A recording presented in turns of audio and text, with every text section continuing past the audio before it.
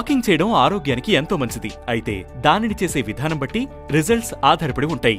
Walking చేసేటప్పుడు చేతులు ఊపుతూ వాకింగ్ చేయడం మంచిదని ఫిట్నెస్ ఎక్స్పర్ట్స్ చెబుతున్నారు. మరి ఇలా చేయడం వల్ల కలిగే బెనిఫిట్స్ ఏంటో ఇప్పుడు చూద్దాం. వాకింగ్ చేసేటప్పుడు చేతులు ఊపుతుండడం వల్ల మీ వాకింగ్ సామర్థ్యం, స్పీడ్ ఇంప్రూవ్ అవుతాయి. చేతులు స్టిఫ్ గా ఉంచుకుని వాకింగ్ చేసే వాళ్ళకన్నా చేతులు ముందుకి వెనక్కి ఊపుతూ నడక సాగించేవారు ఎక్కువసేపు వాకింగ్ చేయగలుగుతారు. అంతేకాదు మీ బ్యాలెన్స్, పోస్చర్ ఇంప్రూవ్ అవుతుంది, శ్రమ తగ్గుతుంది. చేతులు వెనక్కి పెట్టుకుని నడిచే కంటే చేతులు ఊపుతూ నడవడం వల్ల 3% తక్కువ ఎనర్జీ ఖర్చు అవుతుందట. అలాగే చేతులు కట్టుకుని నడిచేదానికంటే ఈ చేతులు స్వింగ్ చేయడం వల్ల 9% ఎనర్జీ సేవ్ అవుతుందని, తలపైన చేతులు లిఫ్ట్ చేసి నడవడంతో పోలిస్తే చేతులు స్వింగ్ చేస్తూ వాకింగ్ చేయడం వల్ల 13% ఎనర్జీ సేవ్ అవుతుందని ఓ రీసెర్చ్ చెబుతోంది.